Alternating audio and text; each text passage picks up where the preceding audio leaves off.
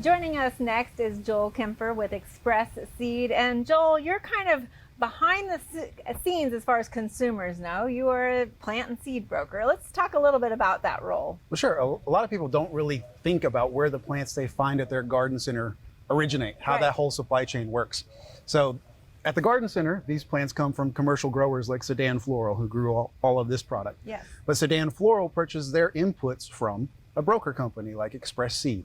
So we sell seed, we sell cuttings, we sell tissue culture, we sell bulbs and bare root, we sell plugs, liners across all categories. So annuals, perennials, woodies, cut flowers, herbs and vegetables, indoor potted crops, foliage and succulents. So that all comes from companies like ours. Mm-hmm. And we work closely with breeders across the globe to develop new varieties and help them decide which varieties need to make it into the commercial production in North America. Right, and there's so much going on behind the scenes to actually bring those to the market. You guys are working years in advance on that, right? Yeah, it's funny when people ask me what I do for a living, trying to explain what a broker is and all that goes into it.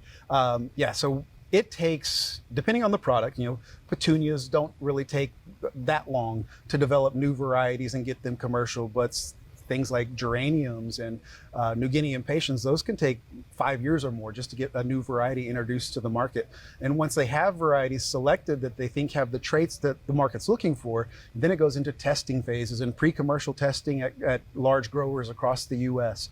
And once it passes kind of all of those stages, it gets introduced and shown at California spring trials to be sold commercially at retail garden centers the next year. Right, and so there's a lot of promotion through that whole system, right? Everybody's kind of trying to promote their product, and then you guys pick some of those best ones to then share with the growers, right? So there's a lot of vetting that happens in that process. A lot of vetting, and one of the best parts that I like about working for Express Seed is these genetics are not our own, and so I'm not obligated to go push any certain product line to our customers. Okay. I really get to look and say, this is a key item over here that's going to work for you as a grower and for your consumers in this region.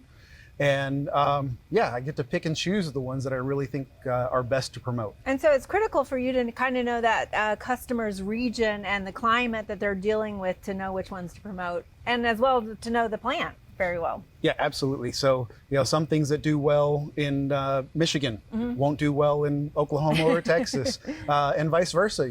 They don't do vinca up there, and vinca is a huge crop in the South. Right. So it's too cold, too short of a summer there. So it's a very small crop up there where it's one of the biggest things we sell down here. So speaking of vincas, I know there's a lot of different plants coming on the market, especially some vincas that maybe are disease resistant. Can you tell us a little bit about some of those new plants? Sure. So there's a series from Syngenta is the breeder. There's a seed series called Cora XDR, and there's a vegetative series called Nirvana XDR, and the XDR stands for extreme disease resistance. Okay. A lot of vinca in the landscape, if you get heavy rains, they'll get a disease called Phytophthora, and it will wipe out a whole landscape planting if they don't have this resistance. There are other series on the market that have some resistance, but Cora XDR is resistant to 35 strains of Phytophthora.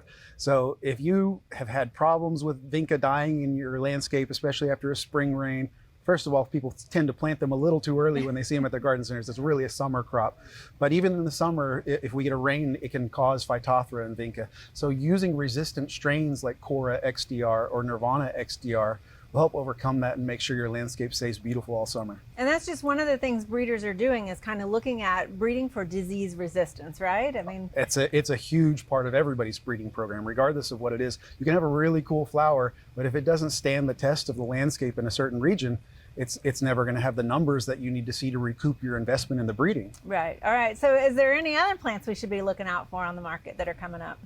It was introduced last year, so you should be able to find it at retail stores this year. Okay. But there's a sunflower called Sunfinity Double Yellow. Okay. It's got a double flower, and it's not a straight up sunflower like you would see on the side of the road. It is a bush. It gets about 3 feet tall and 3 feet wide, loaded with these large yellow double flowers. Very, very easy to grow. It's friendly for the commercial growers like Sedan Floral. It's friendly for the retailers because it has a good shelf life. And in the landscape, it just continues to flower on top of itself. It will go until frost. It's a really foolproof plant that will perform everywhere. Some of the neat things about some of these plants that are coming on the market is that we're stretching where we can utilize them and how to utilize them, whether we're looking for a shorter one or a taller one, and go into that different exposure with the sun as well. That's pretty exciting for us as gardeners. In the past, there's been kind of a differentiation with hydrangeas, for example, where this is a pot crop and sold inside a grocery store or a florist shop. Right. And this is your landscape, your endless summer that will rebloom. But they've really done a lot of breeding to merge those, where you get that look of a florist quality hydrangea that actually works really well in your landscape and will reflower throughout the year. Excellent. All right. Well, if we can just get the blue without having to change our soil, right? That's always going to be a problem. Well, thank you so much for sharing this and teasing a few plants for the future to look out for. My pleasure. Thank you. Thanks.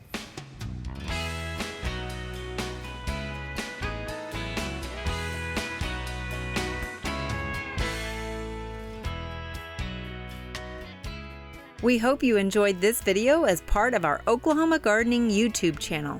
You can also find even more videos on the OK Gardening Classics YouTube channel. And join us on social media for great gardening tips, photos, and discussion.